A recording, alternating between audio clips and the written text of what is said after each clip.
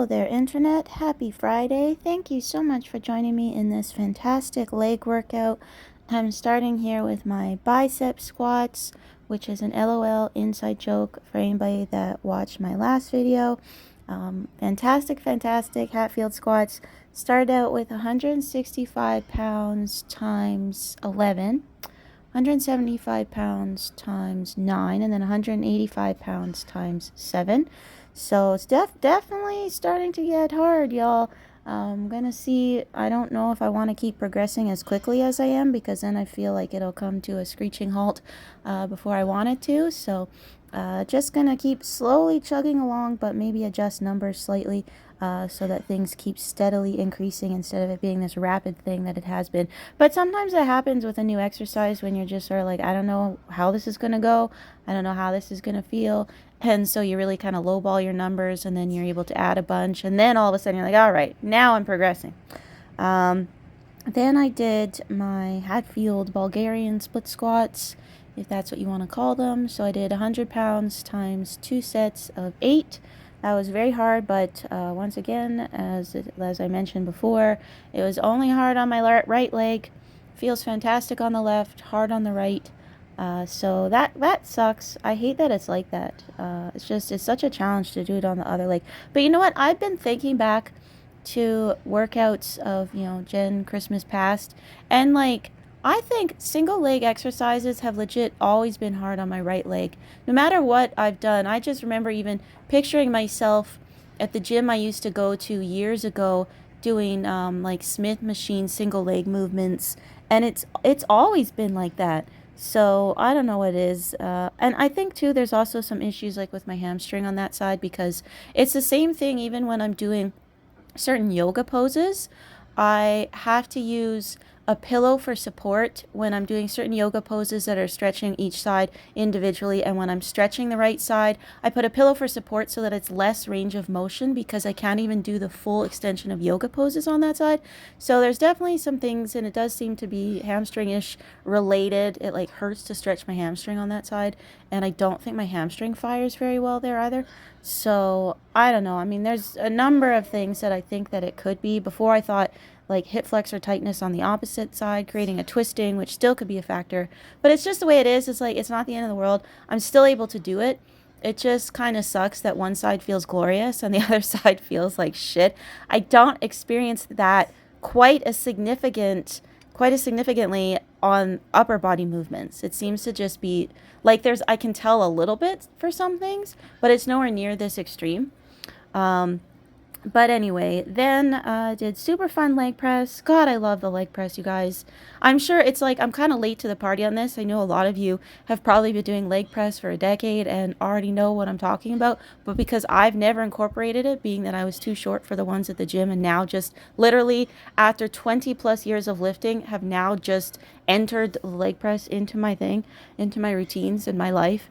And I really like it. And the fact that it's like completely, injury proof, I suppose, in terms of failure. Like, because if I can't, it stops at the very bottom and I can just get out. So I can really, really push myself. I can go really deep, and it just feels awesome. Awesome in the most wonderful, torturous way. So I did the leg press. What did I do for weight? 200. I did 200 pounds times 13 or something. 210 times 12. 220 times 11. I can't quite remember, but it was 210, 200, 210, 220. No, it wasn't. It was 210 times, I'm sorry, everybody. It was 210 times 13, 220 times 12, and then 225 times 11, I think. Anyways, well, that's sort of what it was, I guess. Give or take a rep, I suppose. And then I did switch to regular straight bar good mornings. You guys know for the past few workouts, if you've watched them, that I was doing the SSB good mornings. And I was like doing 65 pounds, and it felt like really, really hard. And I thought, this is a good thing. And then, I was like, you know what? I gave it a fair shake. It feels like disproportionately awkward to hard. I mean, I want the movements to feel hard, but hard in the right way. And it's not like I called it quits after a few reps. I did it consistently for maybe 3 of the workouts for 3 sets each time. and never once did it feel the right kind of hard for me. So I feel much better doing my good mornings with a straight bar in a slightly low bar setting. To me, that feels very, very natural, very comfortable. Obviously, I'm able to do a lot more weight, and just overall, I feel like it's even targeting the muscles better because I feel like I get more range of motion because it's not so challenging. I can go a little bit closer to like parallel, like bending over to parallel or whatever. So, oh yeah, you can see my arms flexing here doing the leg press. Do you guys think that means I'm using my arms, or people are going to tell me that I am? Yeah, in before comments talking about how I'm doing leg day with my arms, but whatever. I mean, I'm pretty darn happy with how my legs feel, how tired my legs feel after my leg day, as well as the leg growth that I've been experiencing. So obviously, I don't really feel like anything needs to change. If you think it's a crappy leg day because you think I'm using my arms, then don't do this leg day. But sorry, I have already done this rant. I apologize for that 10 seconds where I dipped back into a previous rant. I don't usually like to duplicate rants. No, yes, I do. I totally do that. Okay, sorry. Yeah, okay, so good mornings. I did 115 times 12 just to get a feel for it. Felt great. Then I did 125 times 2 sets of 8. So those sets all around, I'm really, really happy with everything. Then I did leg extension. I don't do that as frequently. I do lying leg curl a lot more on this day, but I decided, well, it's time for some leg extension. So I did that for a couple sets. And then my back extension, which felt super awesome, glute squeezy, and not pictured in this workout was my seated calf raises. So couldn't have asked for a better session. This is my Friday off. You guys know I get every second Friday off, so a couple long weekends every month that's like outside of my vacation time. So I really do enjoy these Fridays. But when I'm in the Friday, I think, well, that means the next Friday isn't the one that I get.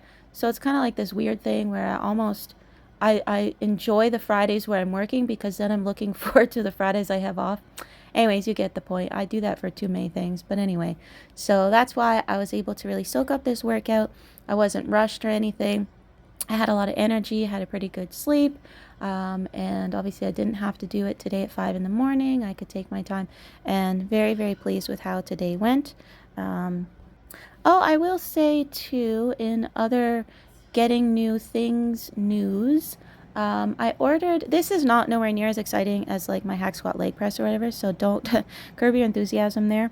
But I did get some stackable deadlift blocks, not because I'm intending to do block pulls. I got them, and you know what? I've been wanting to get these for years, and previously when I had checked, they've been out of stock, like before I started working for Bells of Steel, and I kind of forgot all about them and how I wanted them.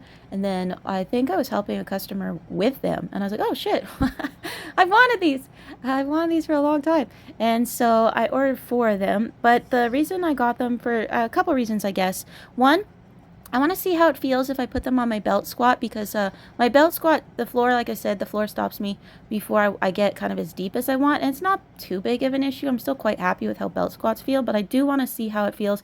And some people have said, well, put your belt squat on a piece of wood, blah, blah, blah, and then you're elevating it. It's like, yo, I can't pick up my belt squat.